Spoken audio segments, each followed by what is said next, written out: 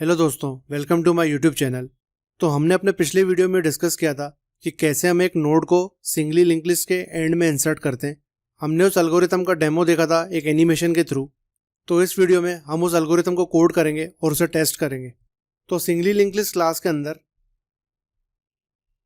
हम एक मेथड बनाएंगे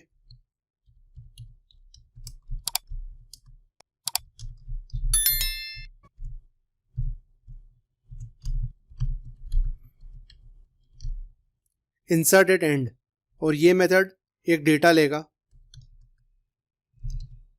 ये डेटा हम नोड में स्टोर करेंगे और नोड को सिंगली लिंक लिस्ट के एंड में इंसर्ट कर देंगे।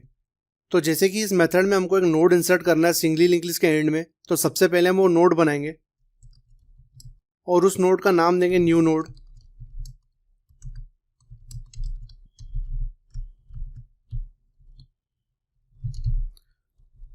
और उसमें हम डेटा पास कर देंगे। तो जब ये लाइन एग्जीक्यूट होगी तो मेमोरी में एक नोड क्रिएट होगा जिसका डेटा वो होगा जो हम इस मेथड में पास करेंगे, और न्यू नोड वेरिएबल उसे रेफर करेगा। अब इस नोड को हमको सिंगली लिंक लिस्ट के एंड में डालना है। तो दोस्तों मान लो यहाँ पे हम सिंगली लिंक लिस्ट क्रिएट करते हैं, और अगर इसे मैं अभी रन करूं तो जो प्रिंट लिस्ट मेथड है वो नल प्रिंट कर रहा है। इसका मतलब सिंगली लिंक लिस्ट के अंदर कोई भी नोड नहीं है और साइज 0 है। तो इसका मतलब जो हमारा हेड है वो भी नल को रेफर कर रहा है। और अब यहाँ देखोगे तो उस वक्त साइज हमारी 0 होगी। तो इस कंडीशन में जब हम ये मेथड कॉल करेंगे और लेट से हम कोई डेटा पास करते हैं, तो इंसर्ट एट एंड का मतलब ये होगा कि हम एक नोड इंसर्ट करना चाहते हैं लेकिन लिस्ट में अभी कोई नोड नहीं है। तो ये मेथड न्यू नोड को इंसर्ट कर देगा लिस्ट में, और जब ये नोड लिस्ट में इंसर्ट हो जाएगा तो ये इकलौता नोड होगा जो कि पहला और आखिरी नोड होगा। इसलिए इंसर्ट एट एंड में जब हेड नल को रेफर करता है और जब हम न्यू नोड को इंसर्ट करेंगे तो सिंपली हेड इस नोड को रेफर करने लगेगा, और ये इकलौता नोड होगा सिंगली लिंक लिस्ट के अंदर। तो हम सबसे पहले चेक करेंगे कि इफ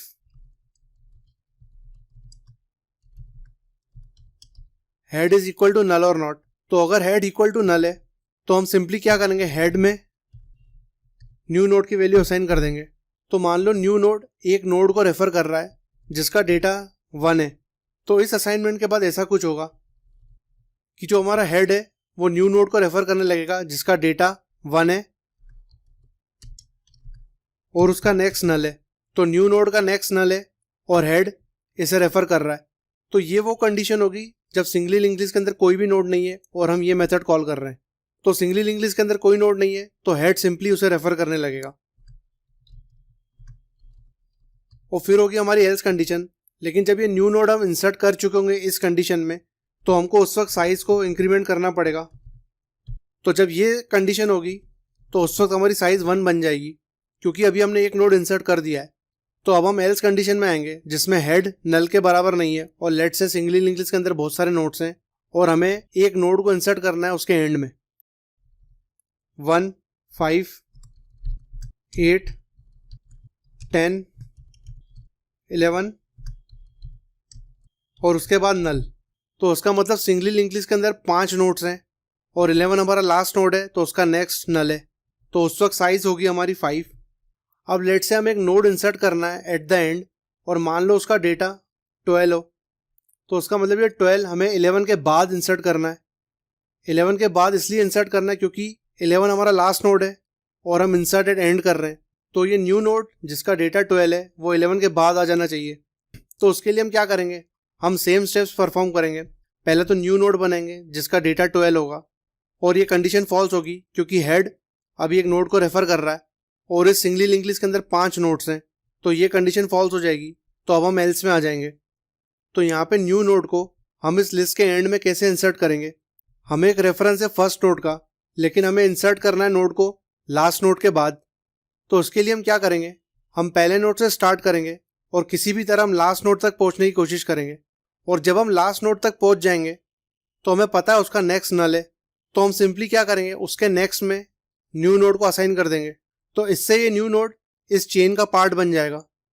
हमें पता है हेड फर्स्ट नोड को रेफर करता है और हम हेड को मैनिपुलेट नहीं करते। तो उसके लिए हम क्या करेंगे, हम एक नोड बनाएंगे करंट। ये हमारा टेम्पररी नोड होगा जो स्टार्ट होगा हेड से।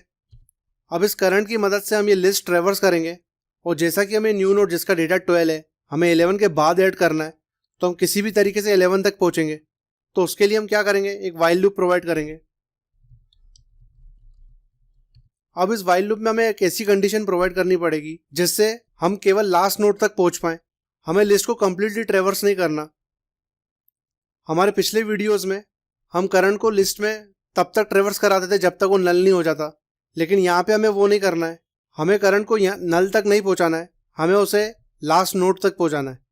तो हम इस वाइल लूप में ऐसी क्या कंडीशन प्रोवाइड करें कि वो लास्ट नोड तक पहुँचे। तो अगर हम इन नोड्स को देखें तो पहला नोड का नेक्स्ट सेकंड नोड को रेफर कर रहा है, सेकंड नोड का नेक्स्ट थर्ड नोड को रेफर कर रहा है, थर्ड नोड का नेक्स्ट फोर्थ नोड को रेफर कर रहा है, फोर्थ नोड का नेक्स्ट फिफ्थ नोड को रेफर कर रहा है जो कि हमारा लास्ट नोड है, और जो फिफ्थ नोड का नेक्स्ट है वो नल को रेफर कर रहा है। तो अगर हम इस वाइल लूप को ऐसे चलाएं, current dot next not equal to null, कि ये लूप तब तक चलता रहे जब तक करंट का next not equal to null है। तो जब वो 11 पे पहुंचेगा तो करंट का नेक्स्ट नल हो जाएगा और ये वाइल लूप कंडीशन फॉल्स हो जाएगी। तो जब ये कंडीशन फॉल्स होगी तो हमें पता है करंट लास्ट नोड तक पहुंच चुका है क्योंकि इसका नेक्स्ट नल है। तो हमें ये कंडीशन प्रोवाइड करनी पड़ेगी कि current dot next not equal to null. और इस वाइल लूप में हम क्या करेंगे, जब जब ये कंडीशन ट्रू होगी कि करंट का next not equal to null है तो करंट को हम उसके नेक्स्ट पे लेके जाएंगे। तो हम सिंपली करंट डॉट नेक्स्ट की वैल्यू करंट में असाइन कर देंगे। तो जब करंट लास्ट नोड पे पहुंचेगा तो उसका नेक्स्ट नल होगा, तो ये कंडीशन फॉल्स हो जाएगी और हम वाइल लूप से बाहर आ जाएंगे। तो जब हम वाइल लूप से बाहर आएंगे तो इस वक्त करंट हमारा लास्ट नोड को रेफर करेगा। तो ये कुछ ऐसा दिखेगा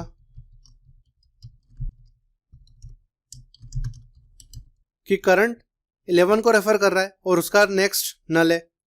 तो अब हम ये लास्ट नोड पे पहुंच चुके हैं और हमें ये नोड को इंसर्ट करना है। तो हम क्या करेंगे, करंट डॉट नेक्स्ट जिसकी वैल्यू भी नल है उसमें हम न्यू नोड को असाइन कर देंगे। तो current dot next new node को रेफर करने लगेगा। तो ये कुछ ऐसा हो जाएगा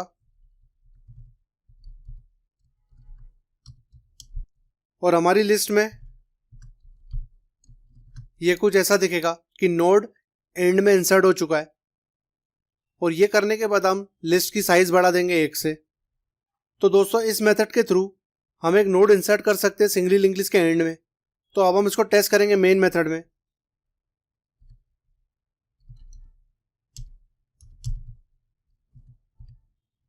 तो सबसे पहले हम एक नोड इंसर्ट करेंगे जिसका डेटा होगा 1 और इसे अब हम रन करेंगे।